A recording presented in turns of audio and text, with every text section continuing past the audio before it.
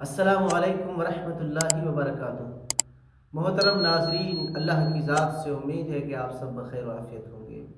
اللہ تبارک تعالیٰ یوں ہی آپ سبوں پر شب و روز اپنی نعمتوں کی بارش برساتا رہے اور سدا آپ لوگ خوش و خرم رہیں۔ آج میں آپ سبوں کے سامنے نعمان بن ثابت حضرت امام ابو حنیفہ رحمۃ اللہ علیہ کے بچپن کا ایک واقعہ سناتا ہوں کہ وہ کتنے زیرک و ہوشیار تھے اور کتنے ذہین و فطین تھے۔ اللہ تبارک تعالیٰ نے حضرت امام ابو حنیفہ رحمۃ اللہ علیہ کو بڑی ہی ذہانت سے نوازا تھا۔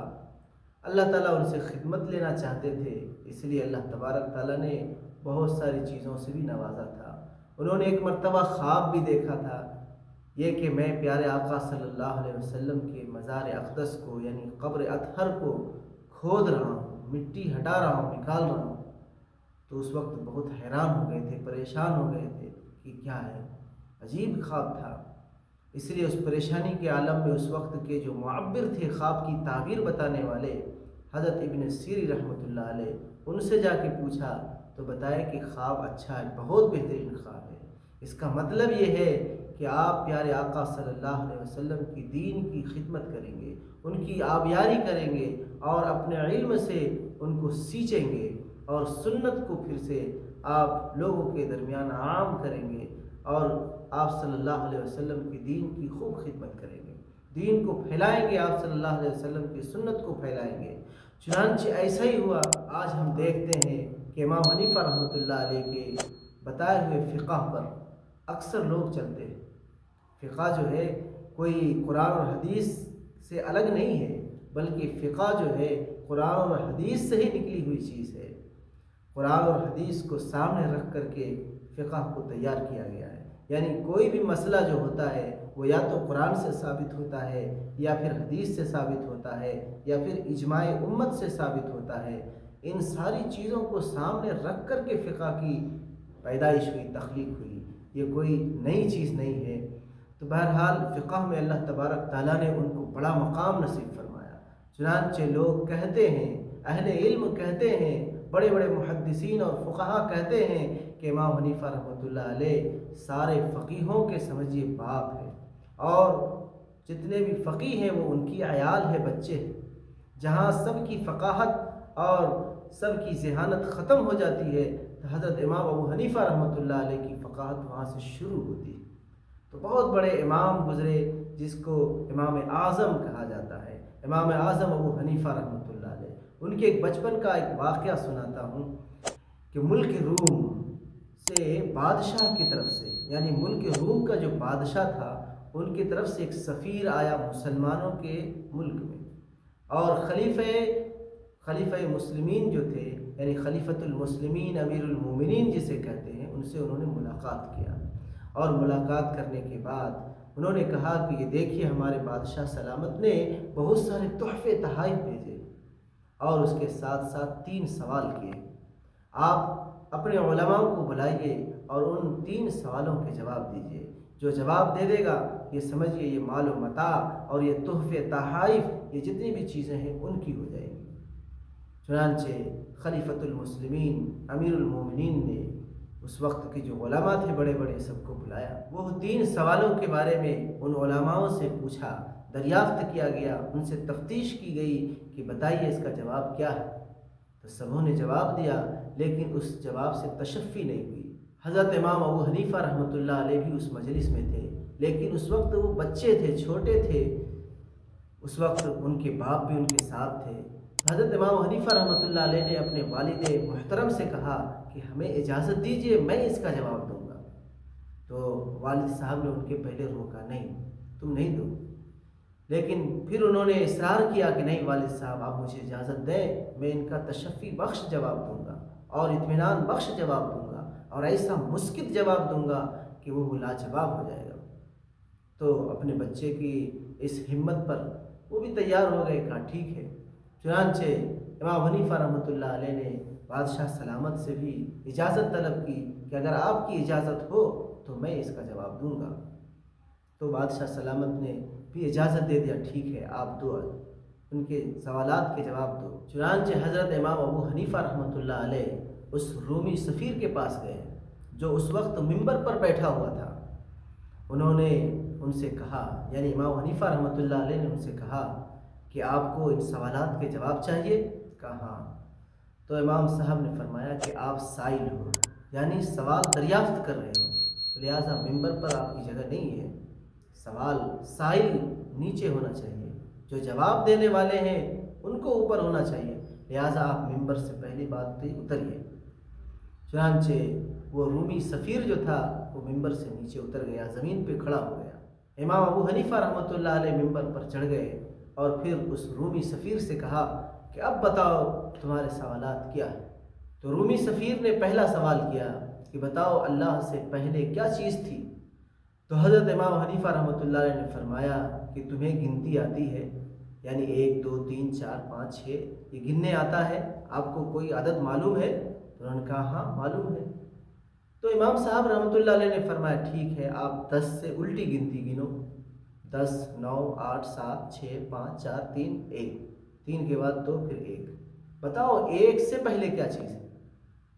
تو انہوں نے کہا کہ 1 سے پہلے کچھ نہیں ہے۔ تو پھر امام حنیفہ رحمۃ اللہ علیہ نے فرمایا، یعنی انہوں نے کہا 1 سے پہلے کچھ نہیں ہے، واحد تو واحد ہے۔ تو پھر امام حنیفہ رحمۃ اللہ علیہ نے فرمایا کہ یہ واحد جو ہے، جسے احد بھی کہتے ہیں، جس کو اردو میں ایک کہتے ہیں، یہ مجازاً واحد ہے، اور حقیقت میں واحد تو اللہ ہے، یعنی حقیقی واحد ایک وہ اللہ ہے۔